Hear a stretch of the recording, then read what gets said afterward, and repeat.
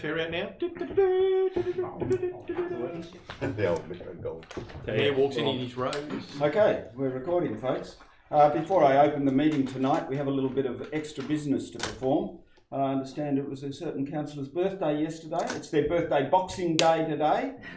So I think she's deserving of a little embarrassment and some singing. Happy birthday to you. Happy birthday to you. Happy birthday, dear Ingrid. Happy birthday to you. Hey! Hey! Hey! Meeting called to order. You started it. We have one apology, and that's Councillor Glasgow. We've got a bunch of minutes to confirm, folks. The first one's the ordinary meeting held on the 16th of May. Moved Councillor Stockwell, seconded Councillor Pardon. All those in favour, thank you, that's carried. The next one's the minutes of the special meeting held on the 22nd of May. Moved Councillor Wilkie, seconded Councillor Jerisvik. All those in favour, thank you, that's carried. The minutes of the special meeting held on the 5th of June. Moved Councillor Wilkie, seconded Councillor Pardon. All those in favour, thank you, that's carried. There are no Merrill minutes. Petitions. Councillor Jerisvik, I understand you have one. I do have a petition, and I request that the petition be tabled and request that the appropriate action be taken by the CEO with regard to a petition that has been lodged by Meg Thomas as the principal petitioner, requesting that Council would first like to, I'll read through the spiel. I'd first like to commend you on your efforts to protect and preserve the local environment. For most part, our beaches remain relatively clean and litter-free. However, I understand this is the result of Council employees collecting rubbish from not only the current bins provided, but also the rubbish that's discarded on the ground. Anti-litter signage and the convenience of bin locations have been found to significantly reduce littering behaviour. Although many bins are already provided along the main beaches, and even more so during peak periods, I believe that permanent bins at even more entrances, exits to the beach would not only reduce littering behaviour, but also make litter collection by the public more convenient. And further goes on to talk about anti-littering signage. If signage is implemented, I recommend the following points. There's a number of points with regard to environmentally friendly materials, natural beauty of the location not to be detracted from, signage wording to be considered. Signage on main beach entrances should feature a map that highlights locations of bins. Bins should be available at direct entrances and exits from beaches and be made from environmentally friendly materials and designed to ensure rubbish is irretrievable by wildlife. Increasing bins and anti-littering signage. You're well over your minute, you realise. Just getting to the last paragraph, if I may. Increasing bins and anti-littering signage will positively impact on the reduction of marine debris along the coast of Australia. The petition has been supported by 1,113 people so far, and I submit the petition to the CEO. I'll second it, Mr. Appropriate action. Thank you. Seconded Councillor Wilkie. Thank you, Mr. CEO. I'll put the motion. All those in favour, thank you. The motion's carried. I too have some petitions, quite a few in fact. The first one has 86 signatures. It comes from people living in Tewantin. The submission has been prepared in response to the draft new Noosa plan and seeks for the inclusion of a pathway link along Lake Doonella in the LGIP, otherwise known as the Local Government Infrastructure Plan, between Shields Street and Doonella Street, Tewantin. In other words, asking for a pathway to be included in our LGIP. So I move that that be dealt with by the CEO appropriately. I'll second it. Seconded by Councillor Stockwell. All those in favour? Thank you, that's carried. The next petition, this comes from people living in Pandanus, Kareela and Mitti Streets up there at Little Cove. And this is something of a response to a previous petition we had at the last ordinary meeting.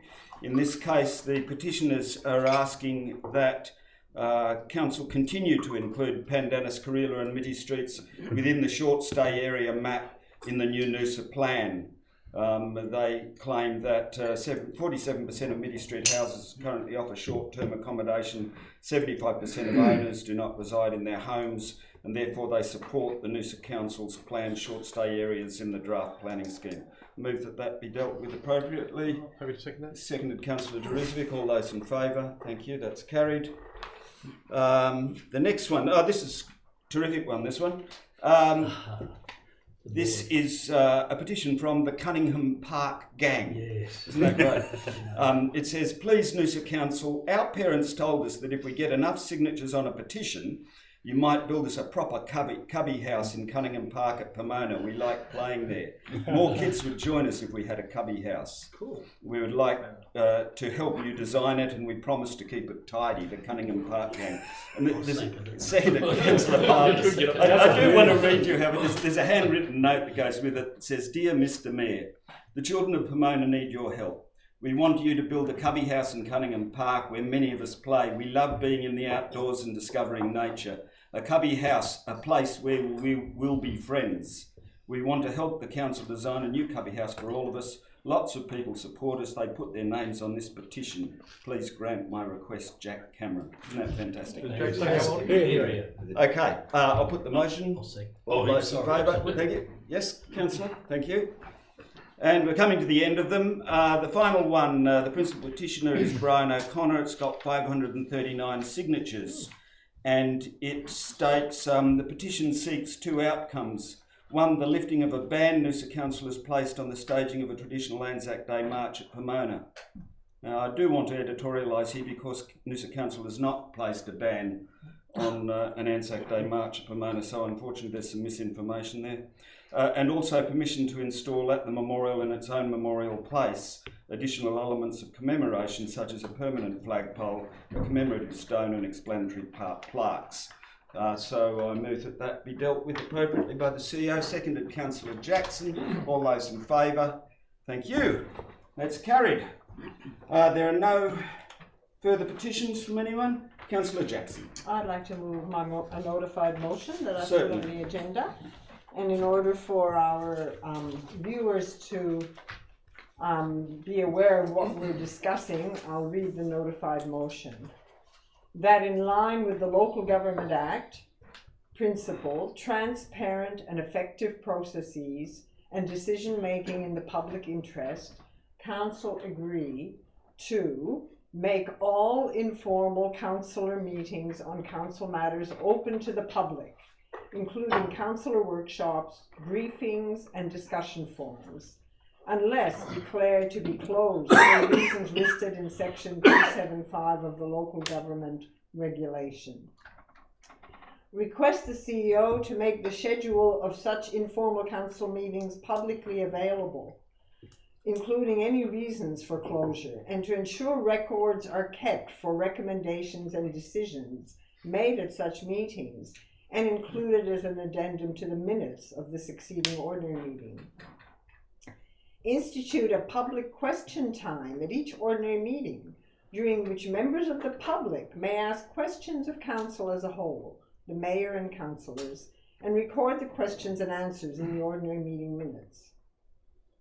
Provide lists of the members of council reference groups, focus groups, stakeholder forums, round tables, advisory committees, and the like on council website, and have a policy requiring members of such committees to declare and record conflicts of interest.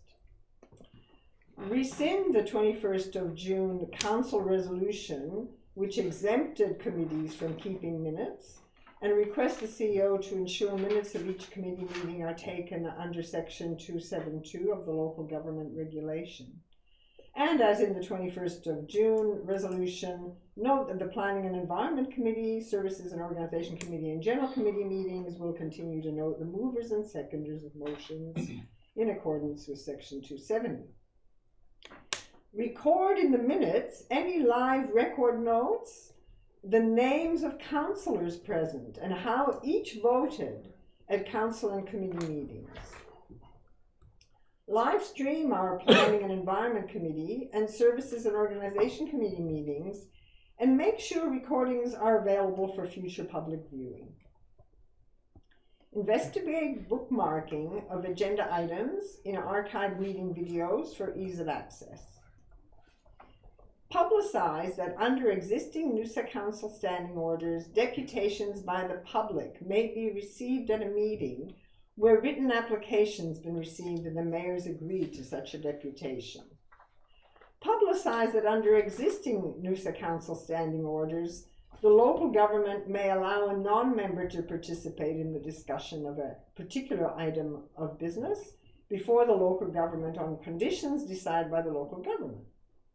Publicize upcoming council and committee meetings in a variety of ways, including prominent display on council's website, social media and newspapers, highlighting agenda items and providing links to agendas, attachments and live streaming webpage, and after meetings publicize the links to meeting notes, minutes and archived meeting videos as relevant. And finally, request the Chief Executive Officer to take the necessary steps to implement these actions, and I will add some words there by the end of September to make it clear. Thanks. So I put this motion for councillors, and I'll sit down now. I'll second the motion. As chair, though, I would like to point out that whilst it was a very fine reading, councillor, some of the words were slightly different to what's printed in the motion and what you read out. Nevertheless, nothing changes in terms of the intent of the motion. Would you care to speak to the motion? Yes, I certainly do. I will speak to the motion. I think we all appreciate that transparency is an essential part of effective and representative democracy, and essential to building and maintaining trust with the community. My motion is about enhancing transparency through openness, disclosure, engagement, and better communication. We have taken some positive actions so far, and now we need to build on them. Noosa Council has an opportunity to be a leader in transparency and open government. By becoming more transparent along the lines I propose, this council can demonstrate over and over again that it is operating in the public interest. We demonstrate that we are truly listening to the community and understand what the community expects of us. It's no coincidence that Operation Belcara, an initiative of the Queensland Crime and Corruption Commission, has led to important changes in the Local Government Act and the Electoral Act. These changes have been purpose designed to make councils and councillor behaviour more transparent.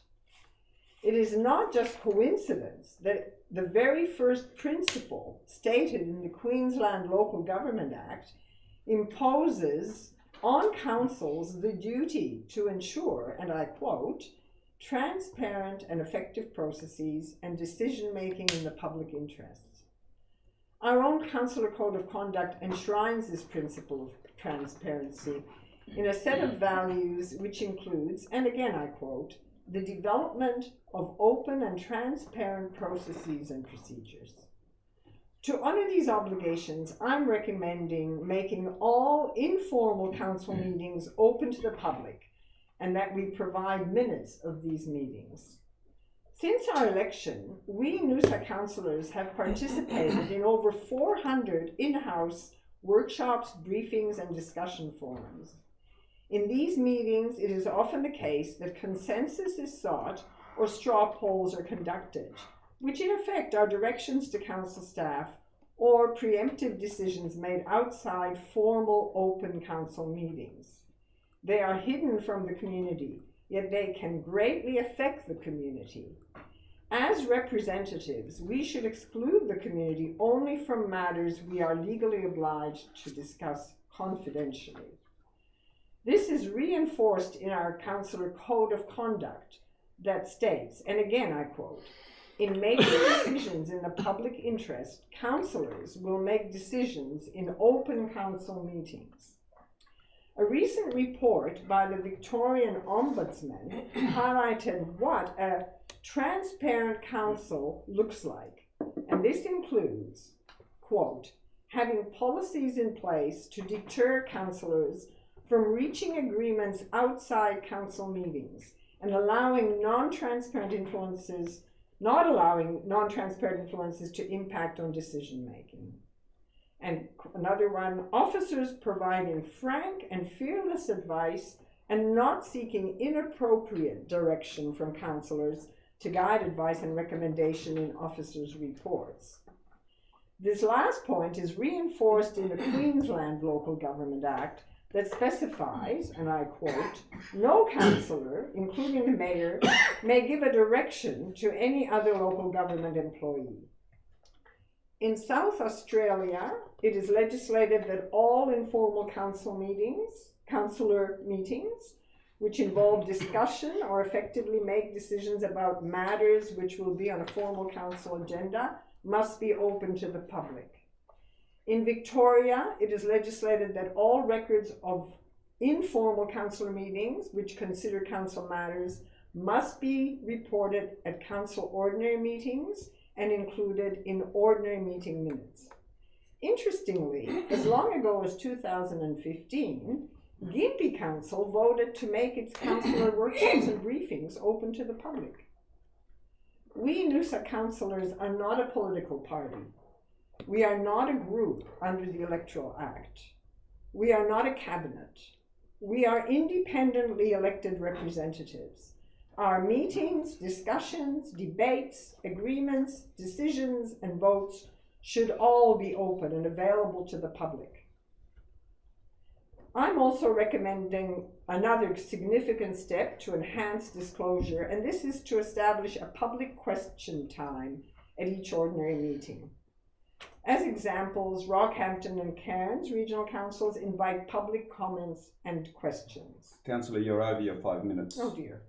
I'll finish quickly. Another simple step is recommended by the Victorian Ombudsman to disclose on council websites the names of members of all council reference groups, focus groups, stakeholder forums, round tables, and the like, and to have a policy requiring participants to declare conflicts of interest.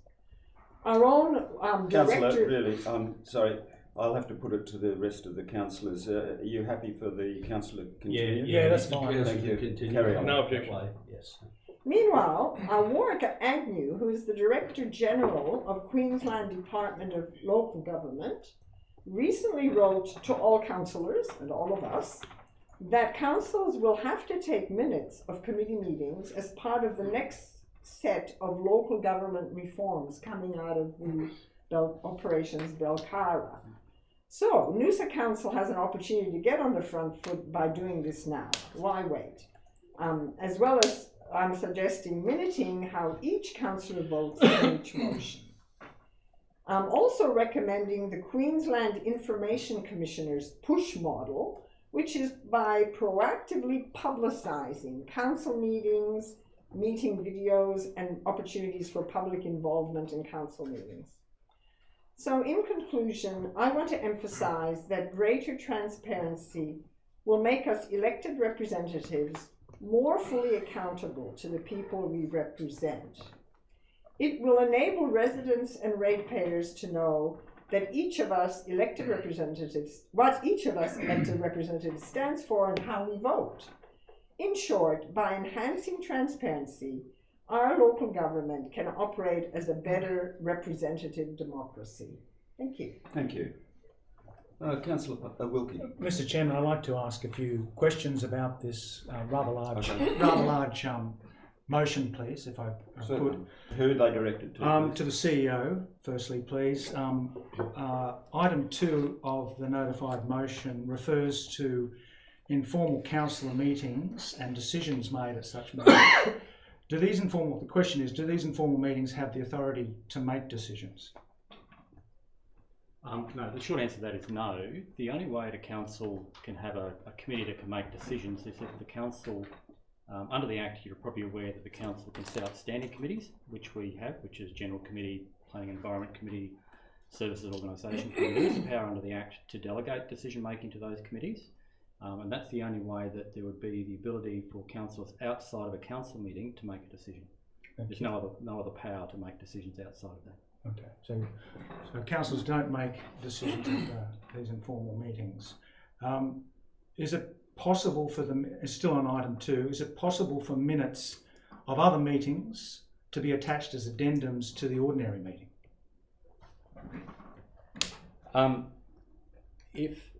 Go back a step. The purpose of minutes is to record what occurred at that meeting, and so the minutes record and obviously I use this as an example, the council meeting, is that what occurred at this meeting will be recorded with movers, seconders, decisions and so on. Minutes don't, or are not intended to record what happened elsewhere at another time, another place. So if the matter was not dealt with at the council meeting, addendum of what has occurred at another forum or whatever it might be, it couldn't be attached because it doesn't form part of that meeting. The only way it could actually form an addendum is if there was a report or some other way of that being called up at that meeting or being dealt with at that meeting. If it's not dealt with at that meeting, it couldn't be an addendum to the minutes. Yeah, so just to clarify, it has to be an item that was dealt with as part of the ordinary meeting. Correct. To be attached. The minutes are a reflection of what occurred at that meeting or what's been considered at that meeting. Thank you. Item number 5 refers to rescinding decision of the local government. Is it possible to rescind motions of a local government if they've been acted upon, or under what circumstances can decisions of a local government be rescinded? Yeah, look, rescission of when council resolutions are rescinded or not rescinded, it's always been an interesting issue. I've been in local government 30 years. There's always been a big debate about this issue, going back to the 93 Act and I'm probably showing my age, even back to the 1936 Act.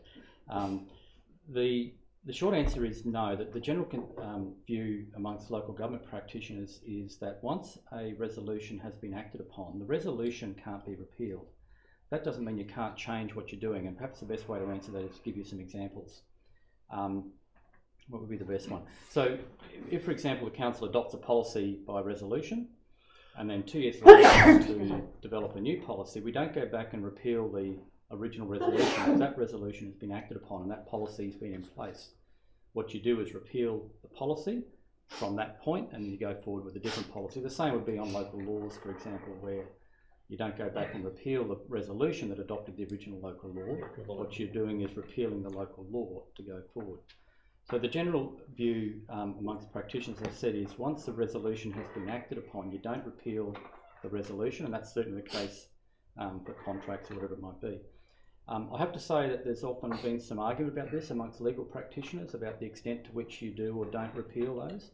And I've seen some arguments around that with appointment of councillors for committees, for example. If you want to, since you asked the question, to be a deputy mayor, if you want a council to change that, do you need to repeal the original resolution? The majority of views says that no, you don't.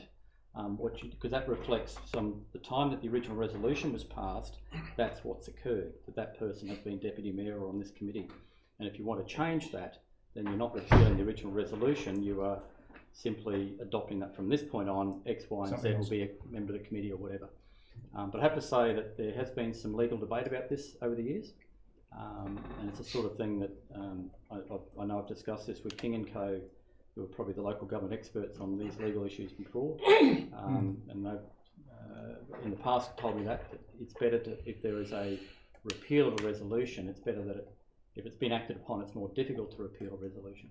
Okay. But there are other ways of achieving that, because really what you're trying to do is set what you want to do from that point forward, whether it's in this case changing minutes. Yeah. You can do that through, well, from this point on we will keep minutes or whatever it might be, but you don't necessarily have to go back and repeal the original resolution, because that's been in place and has been acted upon in terms of that process. Yes. I'll continue my questioning if I may.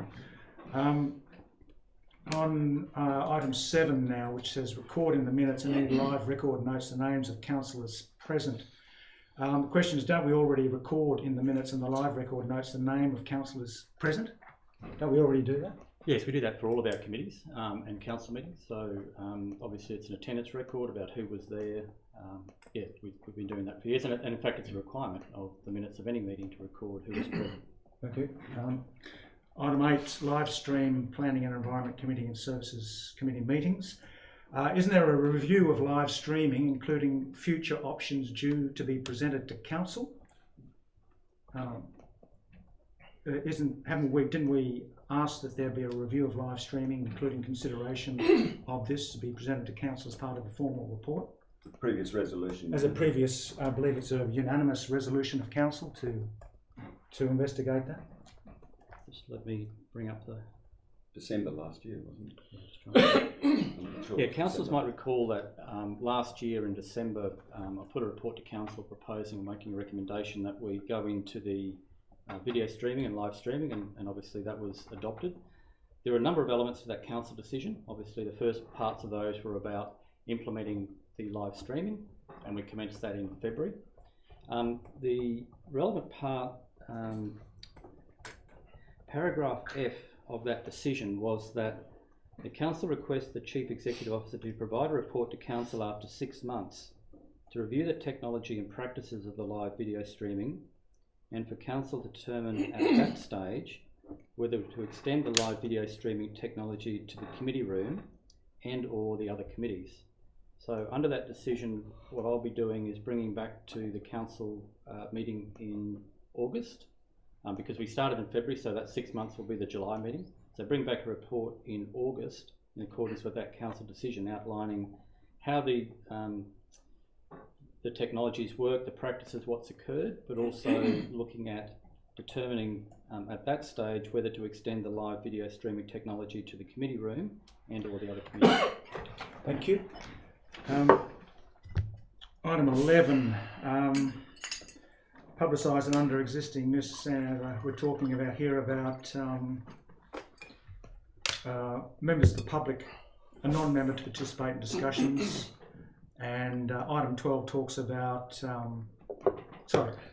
isn't this item 11 to be considered as part of the upcoming review of standing orders, which also was a resolution of the local, a unanimous resolution of the local government. I think you're referring to 10? Yeah, I think he is. Yeah. Okay. 10, beg your pardon, 10. Mm. Yeah, I think the numbers are out Okay. on the screen display. I think there's 13 points and there's only 12 up there. I think 10 becomes the one on, yeah. Oh, yeah. Thank you. Yeah, I don't know why it's gone out of sequence. Yeah, it's about deputations and, Again, you might recall, councillors, I think our Director of Executive Services did a report to council in December last year, outlining the changes that were coming through as a result of the Belcara Stage 1 amendments to the local government, and that was when the new Code of Conduct came in for councillors and a range of other issues. And the state around that time was also in the process of publishing the, I'll call it best practice meeting procedures, like standing orders. And in that report, and I think the council decision was that noted that CEO was going to prepare a new set of standing orders for council to consider. I had hoped to have that finalised before now. I was intending to do it in the first half of this year, but budget processes and flight paths and so on got in the way. So workload took that. But before I went on leave a couple of weeks ago, I had sent around to the councillors that we'd started to work on, got a draft ready, and that when I get back from holidays, which I am now, we'd sit down and go through that draft to have a look at. Once I get some feedback from councillors about what would be in there, then I'll bring that report to council on the standing orders and the new standing orders and what would be in that, probably to the August round as well. and forgive me if I've already asked this, the public question time, that's part of that review of standing orders? Yes, so certainly that's one of the issues that the state government has put in their best practices, and that's one of the things that we could consider whether or not you want that in your standing orders or not, because that's the way that that process would work. If you wanted to go down that path, it would be through the standing orders process. Yeah. Mr. Chairman, I'd like to move a procedural motion, if I may. I've had it prepared earlier, and I'll read it. Yes, if you wouldn't mind. That debate on the notified motion be deferred to the ordinary meeting on 15th of August 2019 in order to receive a report from the Chief Executive Officer on video live streaming of council meetings in accordance with the council decision. In accordance with the council decision of 20th December 2018. B, receive a report from the Chief Executive Officer on a new set of standing orders for council in accordance with the council decision on 20th of December 2018. C, receive a report from the Chief Executive Officer on current and proposed legislative changes to the Local Government Act by the state government that will impact on council's governance arrangements. And D, receive a report from the Chief Executive Officer on any other matters in the notified motion that will enable councillors to consider the costs, practical implications and legal aspects of the issues raised in the notice of motion. Thank you, Councillor. Seconder, Councillor Pardon. Thank you. Speak to the motion. Mr Chairman, look, I really appreciate the intent of the notified motion, but this deferral motion doesn't negate any of the notified motion ideas, but ensures they are subject to public scrutiny through the open, transparent decision-making process like all other matters. For those who may not know, rather than just appearing as a last-minute agenda item tonight, by contrast, the 35 other matters in this round were all made available to residents, ratepayers and councillors in publicly available reports 16 days ago. And this allowed residents, ratepayers and especially councillors the capacity to publicly scrutinise, debate and refine issues in 2 other public meetings before coming up for a final decision tonight. Even initiatives to improve transparency need to be handled in a transparent way, which is the usual meeting process, not as a notified motion which appears here at the last minute, and it does have some shortcomings in terms of it's preemptive. We've got reports coming on a lot of the items. There are some discrepancies about rescinding motions, some of the things we're already doing. It's ironic that any motion promoting transparency would be brought before the council in the least transparent decision-making process available, which is a notified motion, which appears as an item at the last meeting in the three-meeting round, unsupported by professional staff advice on legalities, the broader context, or financial costs to ratepayers. This motion means that we can assess these initiatives after a considered, open and transparent process, rather than at the last minute with little or no public scrutiny. And well, I think we can all agree we need to demonstrate transparency in action, not just our words. And the deferral allows residents, ratepayers and councillors to weigh up the reports, reviewing live streaming and the new standing orders, including public question times and deputations, that we as councillors unanimously approved back in December. This included a resolution to undertake a comprehensive review of the model meeting procedures, and Noosa Council standing orders, and a resolution to review live streaming technology, including whether to include other committees. The deferral motion also allows residents and councillors to also consider the local government governance reforms on the way, including minutes, keeping minutes for all advisory committees, plus any other items in the notified motion and their implication for Noosa Council, residents and ratepayers. As stated, the motion doesn't negate any of the ideas, many of them very, very worthy in the notified motion, but ensures they are considered via open and transparent processes, which Noosa Council has demonstrated a genuine commitment to over many, many decades. Thank you. Thank you. Anyone else wish to speak to it? I just got a question of the CEO. At the top of the motion was a reference to effective decision making, and to my mind, some of the initiatives, new initiatives in there are towards the lower end of the scale in terms of increasing effectiveness. Is it possible to amend this motion? It's a procedural motion relating to that top level, which was to have transparent, effective decision making, in a way which would allow, over that period of deferment, to include in the motion a request for staff to report on more meaningful approaches to public participation that would have a real impact on decision making. My understanding is you can't. Can I just clarify the question? The question is about broadening what was in the original notice of motion to deal with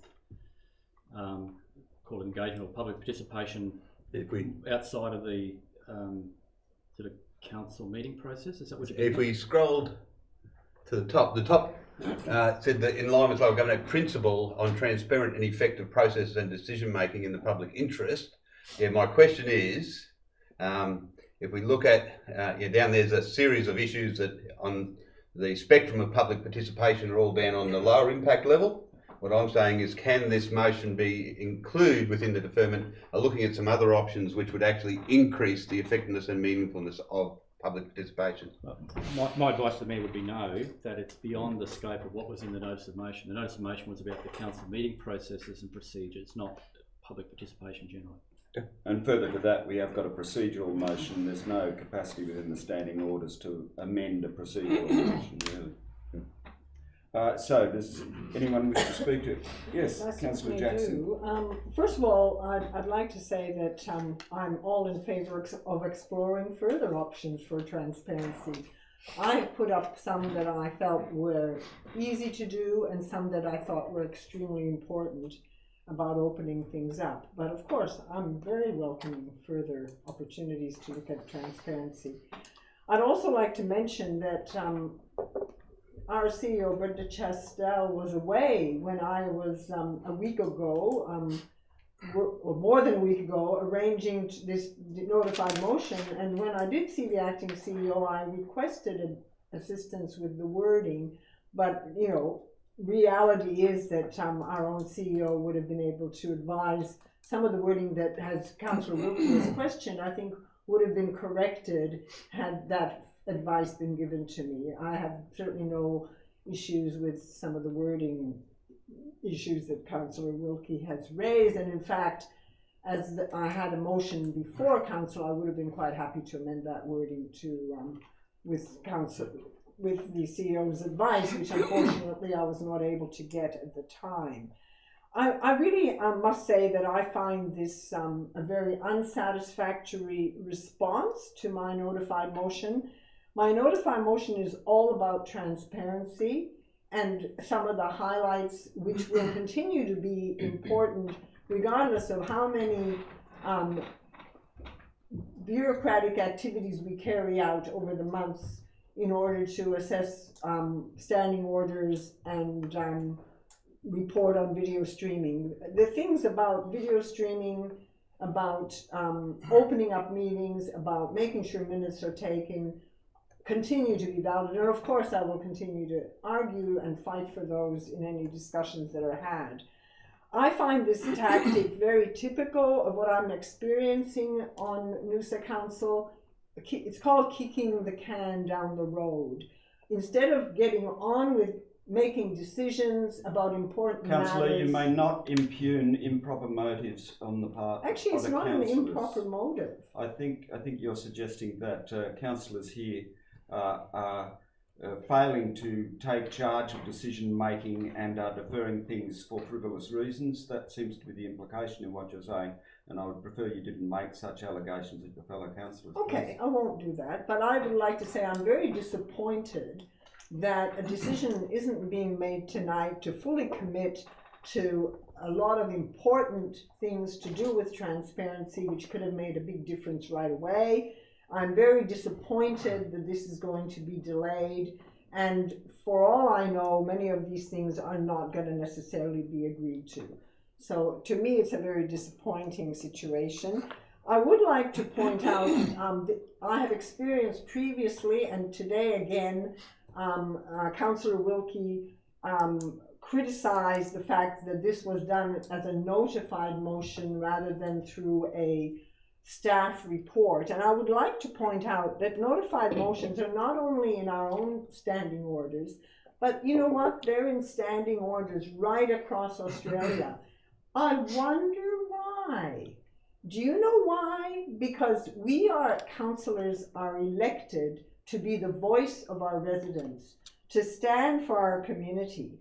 We are not just here to listen to staff reports. We are empowered in a democracy to put forward our ideas. And in fact, without that opportunity, we wouldn't be operating properly as a democracy. So to poo-poo the fact that I have put forward a motion myself as a councillor, I think is very sad, very sad. I also would like to point out that I have begun to ask for a review of standing orders back in January 2017, and in fact, I checked the CEO's email to me. He said he 100% agreed it was timely to review, and that was January 2017. In January 2018, I provided all councillors and the CEO all my recommendations about the standing orders, which includes the things that are listed here, the things about standing orders. At the end of 2018, the CEO wrote to all councillors and said over Christmas he'd be working on the standing orders. So this is not new, and this idea that somehow everyone's getting this information at the last minute, well, it seems to have taken years. I'd also like to point out that... Councillor, once again, you've chewed up your 5 Oh, have minutes. I? What a shame. In July... I beg your pardon? I'm sorry. I'd Okay. like to finish. Well, in that case, I will put it to a vote, if you don't mind. Certainly. Is everyone happy for Councillor Jackson to continue speaking? That's fine, Yes. Mr. Thank you. Mr. Chair. Carry on, Thank Councillor you. Jackson. In July 2018, at a councillor discussion forum, I recommended that we set up a working group to look at how to improve transparency in the council. And I also recommended that we get external independent review, and that might be either a consultant who specializes in that sort of transparency or somebody like the Queensland Information Commissioner. The idea of a working group, and I had hoped that would involve councillors and staff, was totally not accepted, and there was a decision to go ahead with seeking Queensland Information Commissioner review, but that has not eventuated. Apparently, we've been told the Commissioner's too busy. But basically, this is not new that I am requesting work to make a difference to our transparency. So it's not like a last minute thing that's been put out. I guess that'll probably be enough. I'm extremely disappointed about this. And I will call for a division for this procedural motion because I will, of course, vote against it. Thank you. Anyone else wish to speak to the motion? Yeah, I will Councillor just Stockwell. briefly. A notified motion is an opportune way to raise issues. To get your councillors to support you, you need to put forward a case. In this case, I haven't seen anything from the community that's asked me to vote in a way on a number of those issues.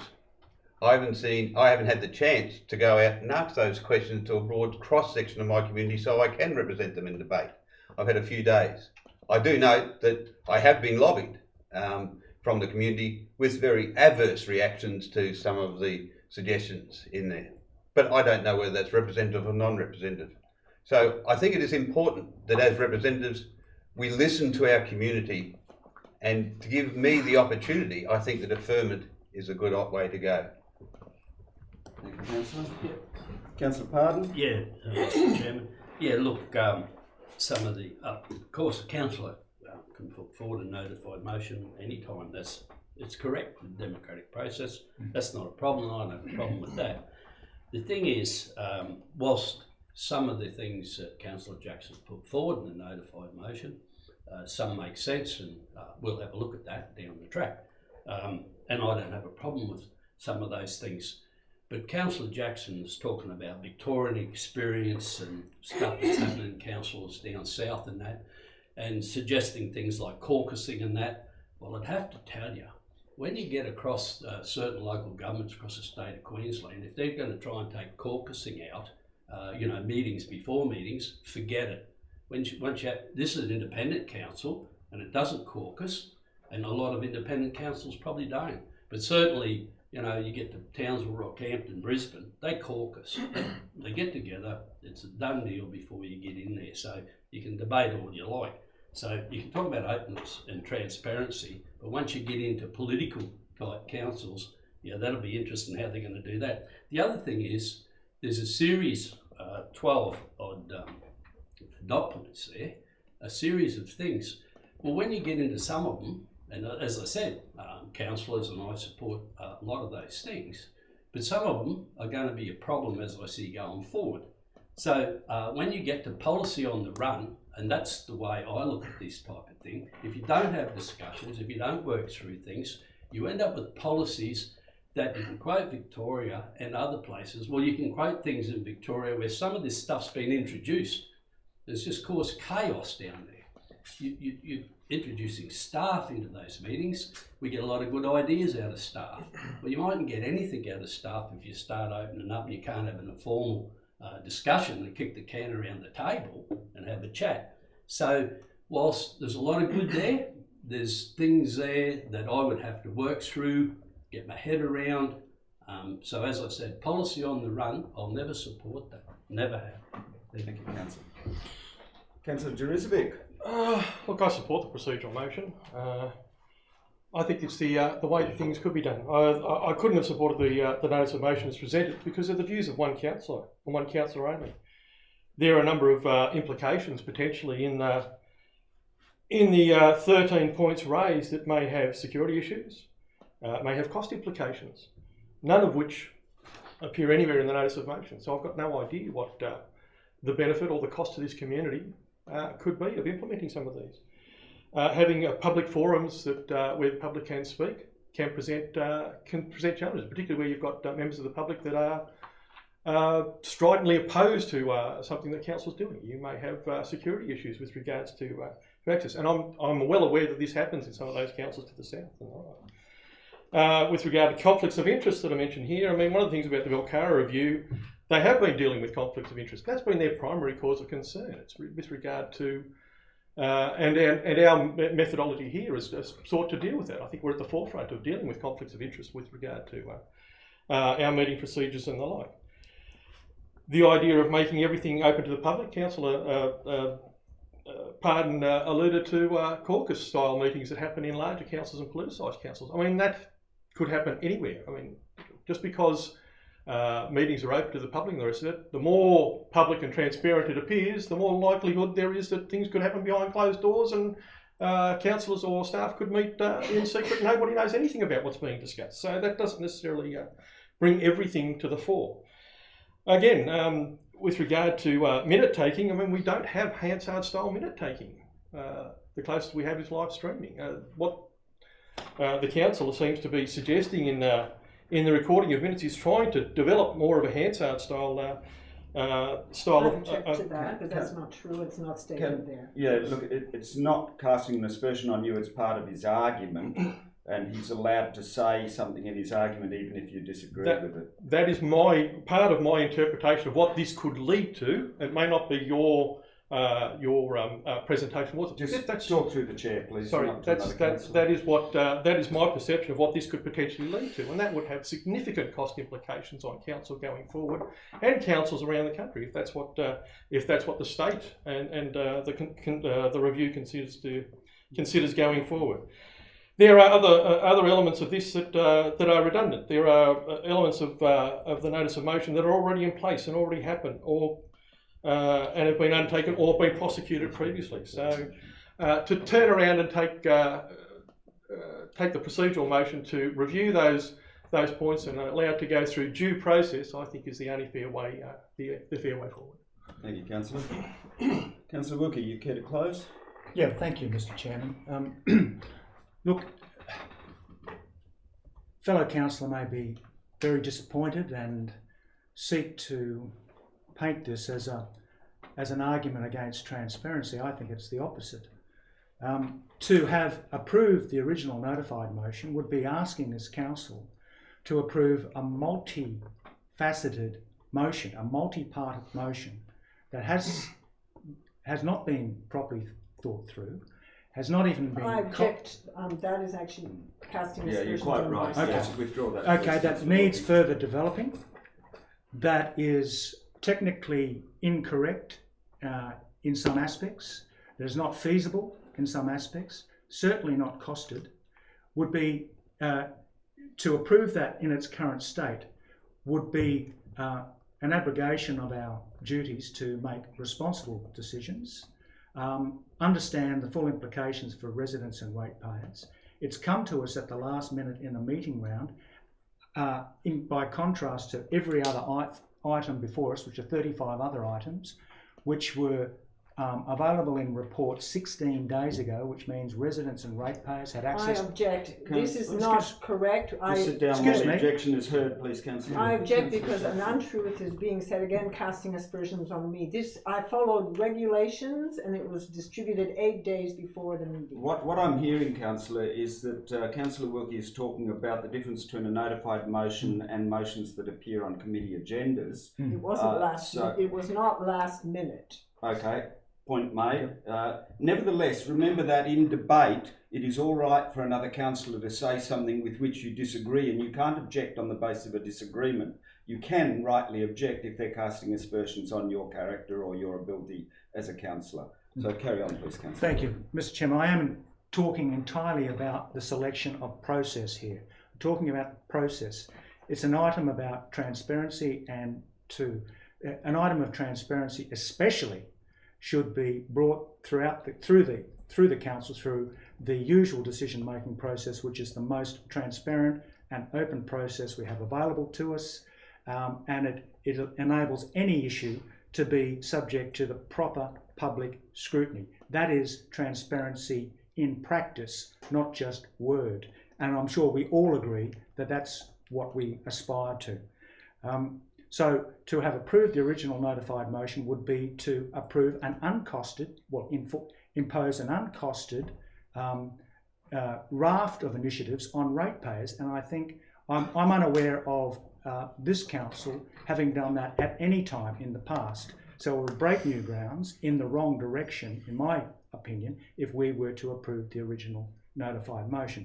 This procedural motion attempts to capture all the good parts of the notified motion, which many of us agree with. It's about having them considered in a way which the residents and ratepayers, as well as councillors, can be fully apprised of the implications. What is feasible, what is not feasible, what is doable in the short term, long term. How does it sit with the reforms that are coming our way as part of the Belcara reforms already? How does it fit with the CEO's review of live streaming? Do we just move the committee meetings into here where a camera exists, or do we install new cameras in the other room? These are the discussions that need to be had and will be presented as options and costed as part of an upcoming report. For example, it is not a negation or a denigration of the content of the notified motion. It is merely, we're merely suggesting a better way to bring it before the local government.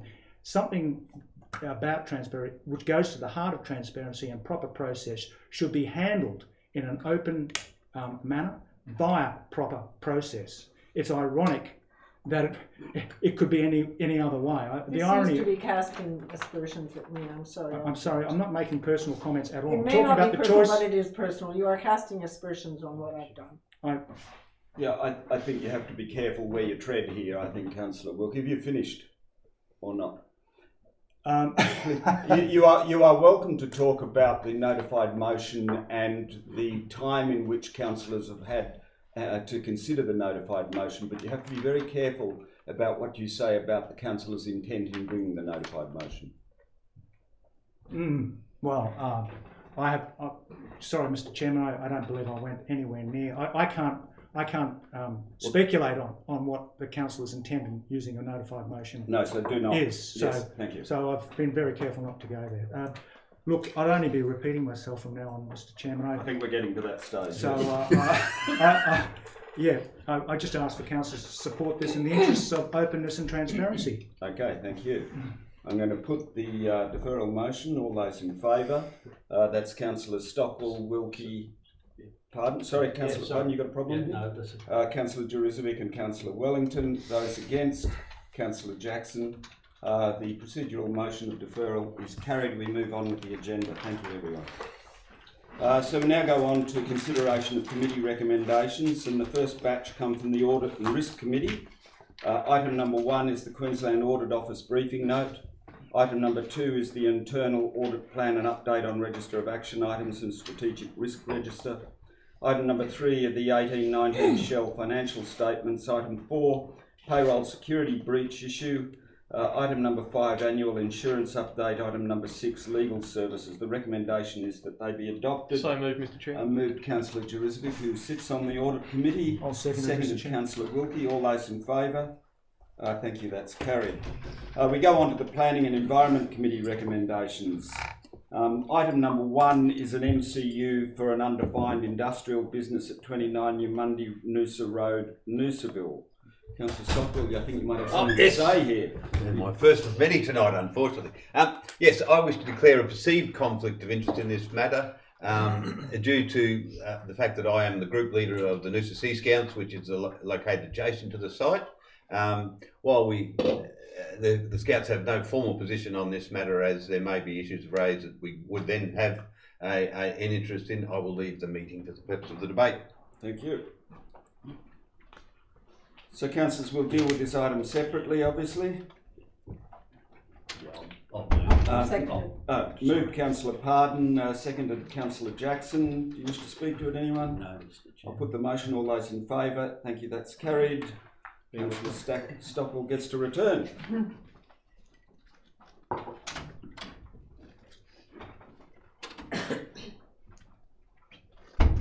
And we move on to item 2, and that is the MCU, material change of use for a brewery and ancillary brew cafe at 130 Eumundi Road, Noosaville. I'll move that. Oh, no. No. At the end. It's going to be in the omnibus.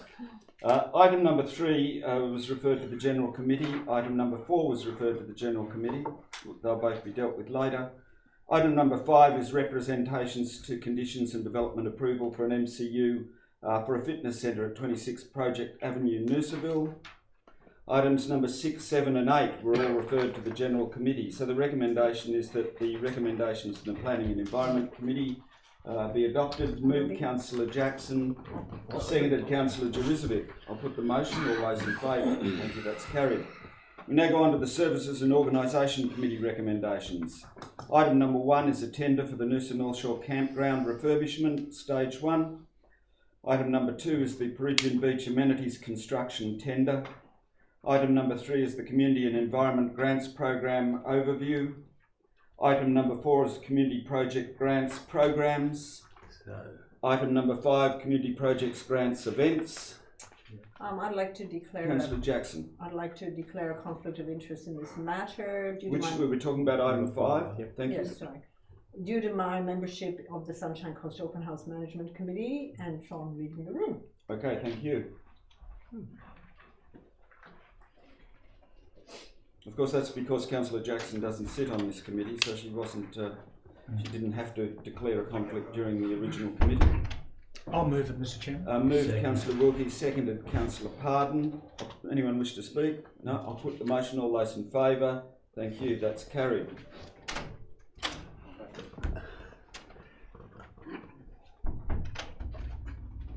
Councillor Stockwell, you're standing for a reason. I'd like to declare a real conflict of interest on item 6, in that it relates to the Noosa Lions Football Club, which I am the Vice President of, and I'll leave the room for the purpose of the debate. Thank you. Have you got all that, Colin? I'll move it, Mr. Chairman. Moved Councillor Wilkie, seconded Councillor Jurizovic. Anyone wish to speak? I'll put the motion. All those in favour? Thank you, that's carried. Invite Councillor Stockwell back. We go on to item 7, which is Community Projects Grants Infrastructure. Item number 8 is Environment Project Grants. Councillor Stockwell, you jack in a box. Okay. I wish to declare a perceived conflict of interest in this matter due to the fact that as a sole trader in my business Watershed Australia, I have both been contracted by and some subcontracted officers of Noosa and District Landcare prior to becoming a councillor. I'm also an ordinary member of and a long-standing association of Noosa District Landcare and one of the founding members. In addition, I'd like to declare that I am council's representative on Noosa Integrated Catchment Association. I believe I can stay in the room and act and consider the matter impartially and in the public interest. Councillors, a declaration has been declared. Are there any questions of Councillor Stockwell on the matter? Only to ask that the contracted work and subcontracted of officers, that's only a past contracting matter, or is it current? That's right. No, that's predated my term as a councillor for Noosa and District Landcare. Thank Yeah, you. just to clarify. Yes, certainly, Councillor Wilkie. Question with the CEO. Being an ordinary member of a group does not constitute a perceived conflict of interest? No, that's right. If you're an ordinary member, once you're onto a committee, it's a different issue. And the other one up there, also just to clarify that if you're a council nominated person on a committee, then that does also not trigger a conflict of interest. You're the council representative. Just for clarity of understanding for future issues that come before the council, is it then pertinent that we remove reference to being an ordinary member and also council's nominated representative on NICA under the heading about a perceived conflict of interest, because it could create confusion in the future when it comes to ordinary membership. Councillor, your point's well made, but it's up to the individual councillor to determine what they want to declare and have on the public record, not the other councillors. Okay. Our job is to determine whether or not they should remain in the room, and you're welcome to ask any questions you like in relation to that. Okay, so just to clarify, being an ordinary member of the group and council's appointee does not constitute a perceived conflict of interest. No, they don't. What the Mayor said is absolutely right. It's up to the councillor to declare what they believe may lead to that perception. The only thing is you can take that into account in terms of the cumulative impact of it, but there is absolutely no conflict arising from being an ordinary member on its own or from being the council representative on its own. Okay, thank you. If I could just explain, Certainly. because I have previously declared a perceived conflict of interest for Noosa Irrigated Catchment Association under the old legislation, I thought it appropriate to do it this time. Okay. Any other questions for councillor? Someone wish to move? Yeah. I'll move it, I'll Mr. Chair. second. Move councillor Wilkie. No, you need to work out what you're moving. Yeah. Well, that You is need to dictate it now, councillor Wilkie. Yeah, that councillors note the perceived conflict of interest declaration of Councillor Stockman resolves that this represents a perceived conflict of interest in this matter, and Councillor Stockwell may remain in the meeting room to participate in the debate and vote on the matter. Okay, and the second that we have councillor Pardon, you're happy with Yes, that motion? yes, No further? absolutely, yes. All right, do you wish to speak to it? The debate's kind of finished. No, thank you, Mr. Okay, I'll put the motion. All those in favour? Thank you, that's carried. Councillor Stockwell remains in the room for item number, where are we up to? Eight, which is the environment project grants. So we move on to... So item- moved, Mr. Chair. Joe got a vote on it. Move it. Yeah, so moved, Mr. Oh, Chair. sorry, yes, we have to move it, beg your pardon. I'll second it, Moved Mr. councillor Jurusvik, seconded councillor Wilkie. I'll put the motion. All those in favour? Sorry, Thank you, that's sorry, carried. I haven't recorded how Councillor. I should vote in favour, yes. We need to record how Councillor Stockwell Yeah, voted. good point. Thank you Yes. for providing us, Mr. Chair. Mr. CEO. Councillor Wilkie, yeah, we're up to 9, so it's time to get on your feet. Sure. I declare a conflict of interest in this matter because I have a committee role as president in the Noosa Arts Theatre, and this item deals with a grant for that, so I'll choose to leave the room. Thank you. I also wish to declare a perceived conflict of interest in the matter in relation to the grant applications. Grant applications by the Mary River Catchment Association and Noosa District Landcare.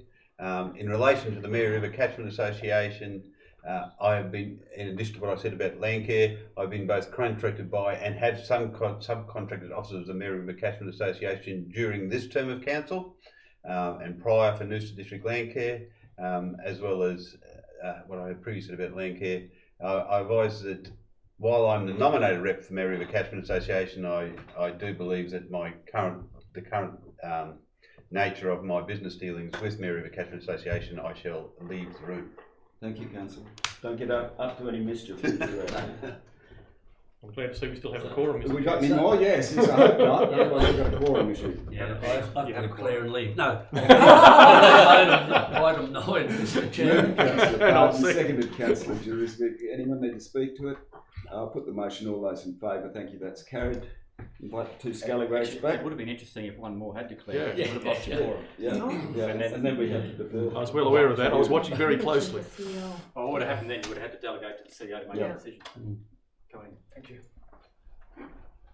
That's why we, if you recall, broke up the community grants into smaller bites.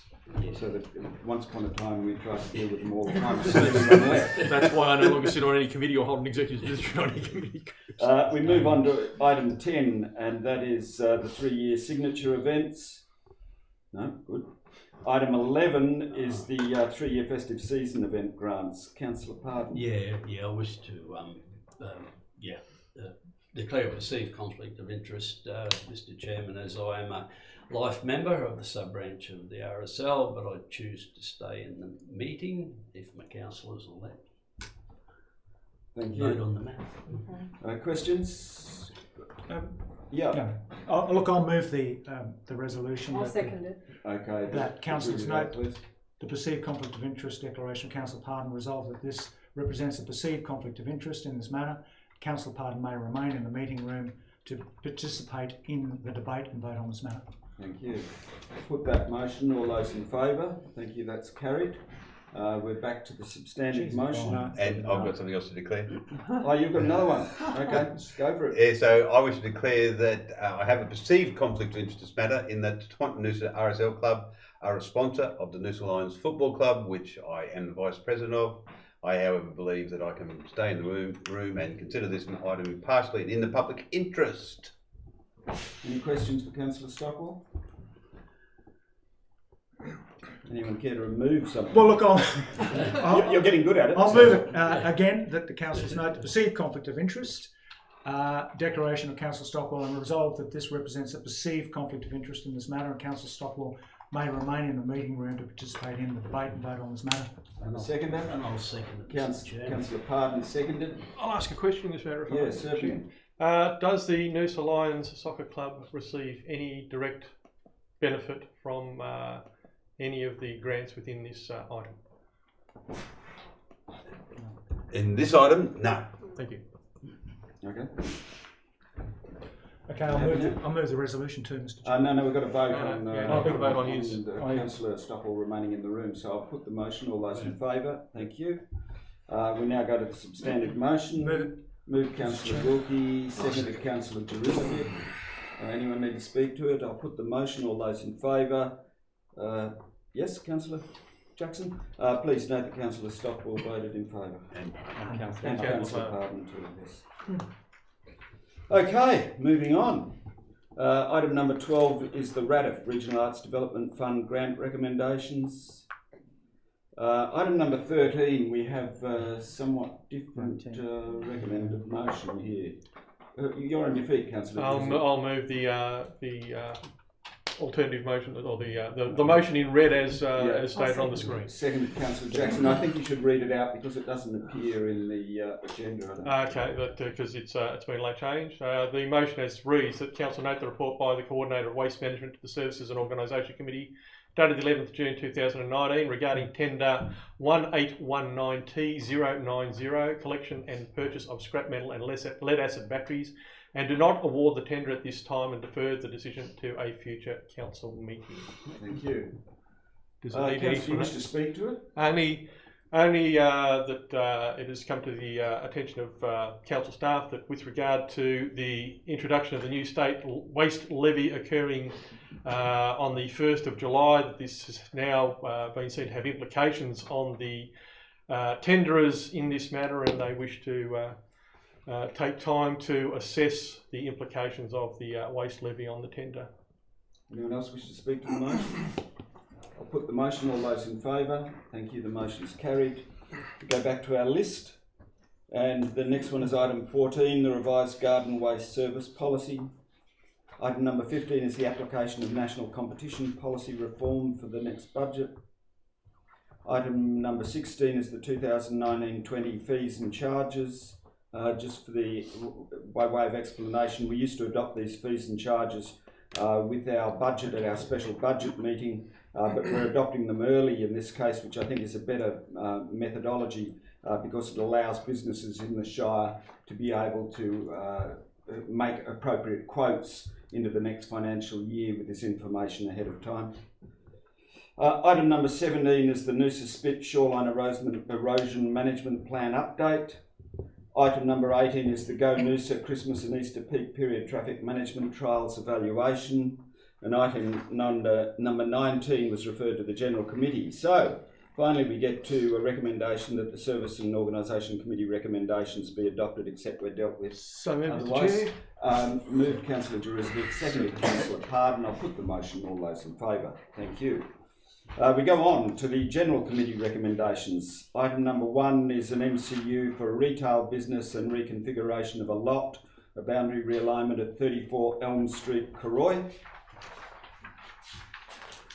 Item number 2 is an MCU for detached houses and multiple housing and reconfiguration of a lot at 27 Attunga Heights, Noosa Heads. Again, we should deal with this item separately because I believe we have a recommendation that's somewhat different to that recommended by the committee.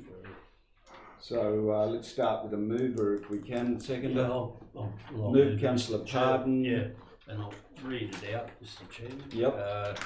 The red's not up there, but I'll read here. It says basically defer the application to a future council meeting, given the applicant has stopped the current period as provided for under the Planning Act 2016. It was in the agenda. That was the recommendation. My mistake. But I'll second it. Oh, okay. Okay, we'll deal with it separately. I apologise, everyone. Nevertheless, it has been moved and seconded. Does anyone wish to speak to it? No, Mr. Chair, self-explanatory. Yep, I'll put the motion. All those in favour? Thank you for indulging me. That's passed. Item number 3 is the Planning and Environment Court appeal for operational works signage at 424 Gibson Road, Noosaville. Item number 4 is the Noosa Environment Strategy and Implementation Plan. Item number 5 is the Environment Levy Land Acquisition Program Update. Item number 6 is the Community Satisfaction Survey Results. Item number 7 is the Planning and Environment Court appeal enforcement notice issued to Noosa Airfield, Lake Wyber Drive and Any Creek Road. And item number 8 is the financial performance report for May. I'll move it, Mr. Chair. Moved No, Councillor Jackson, I'll seconded second it. Councillor Wilkie. I'll put the motion. All those in favour? Thank you. That's carried. There are no ordinary meeting reports as usual. There was no confidential session, but there are a couple of presentations just to note. Councillor Jurizovic, you've got a big lump of wood there. A very proud lump of wood that finally, I'd like to, all those who are involved in Pink Stumps Day, we have an annual match with council versus the King community, and for the 3rd year being held, I can proudly say the council has finally been the winner of the trophy for this year, and I present it to the mayor for display appropriately until we next contest the Pink Stumps match in King. It's all thanks to my bowling, as I understand it. I thought it was the fact that I didn't play.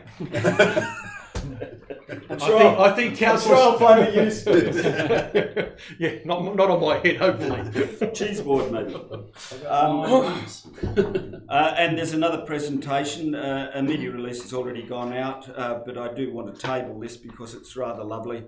And that is, it's an award for excellence from the Local Government Managers Australia, Queensland Inc. For our collaboration on the Euro ringtail forest deal. Yeah. And it comes with a lovely little thing and a certificate as well. A dust collector, glass dust collector. Mr. Mayor, I would actually like to move that we minute a vote of thanks to the CEO for the exceptional work he's done on this project. Yeah. Oh, that's very nice. I'll second that. I'll second that. Seconded Councillor Jurizovic. I think you're to your feet first.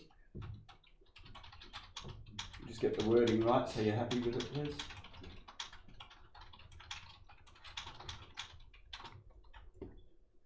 Exceptional. Exceptional who? EXC. He was right.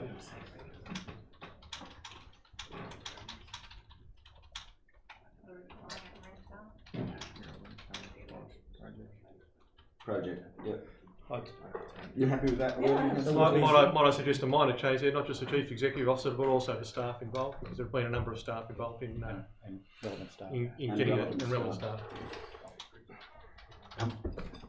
That they have undertaken. Mr. Chair, a procedural matter. Would it be appropriate to suspend those parts of standing orders which would prevent us moving that motion? It's probably a wise move, given that it's not on the agenda. So yes, I think that's probably a clever move. Thanks, Councillor. I'll do that. You care to move that procedural motion that the standing orders be suspended? Do I have a second for that? Seconded, Councillor Jurizovic. Put the motion. All those in favour? Thank you. You happy to come back to that, Kylie? Yeah. Okay, so we have a resolution. Moved Councillor Jackson, seconded Councillor Jurizovic. Councillor Jackson, you wish to speak to it? Well, I simply wish to thank the CEO. I think the work has been excellent and I'm really happy with the outcome, but I really appreciate what you've done, and certainly also all the staff who have contributed which has been a phenomenal amount of work and great outcome. Thank you.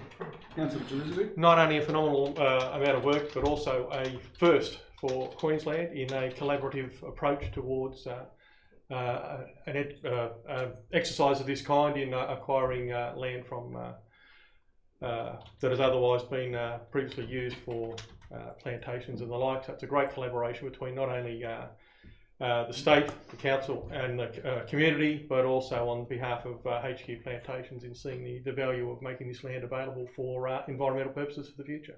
Thank you. Yeah, Councillor Park. Yeah, look, I'd add to that, endorse those words. And look, there's been trips to Brisbane and stuff that I wouldn't know about, but the CEO is still involved, and it's an ongoing process. So it's been a tremendous job. And for the CEO, with regards to, you know, overseeing 350 odd staff, you know, $30 million capital works, the whole shooting box, he's been extremely busy.